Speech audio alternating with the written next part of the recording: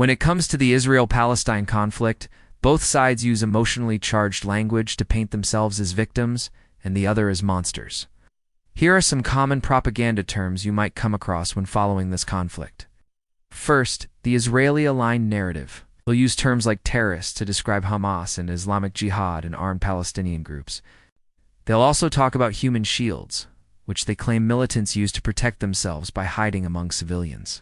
They'll deny genocide, saying that their actions are not genocide because they're just defending themselves.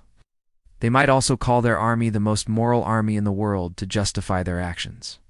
They'll use terms like security threat to justify military operations, surveillance, and blockades. They'll talk about tunnel networks to highlight the militarized underground infrastructure in Gaza. They also refer to Hamas and Hezbollah as Iranian proxies to show that they read just pawns of Iran. And they'll say there is no partner for peace to suggest that the Palestinian leadership doesn't want to negotiate. Now, here are some of the common terms you'll see in the Palestinian-aligned narrative. They'll use the term genocide to describe the mass civilian casualties and destruction in Gaza. They'll talk about ethnic cleansing, which is the forced removal of Palestinians from their homes, especially in the West Bank. They'll use the term apartheid to frame Israeli policies as racially segregating and discriminatory. They'll also use terms like colonialism and settler colonialism to position Israel as a foreign occupier.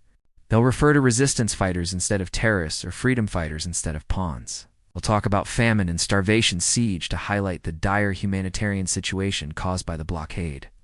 And they'll use the term martyrs to honor those who have died, often regardless of whether they were combatants or not.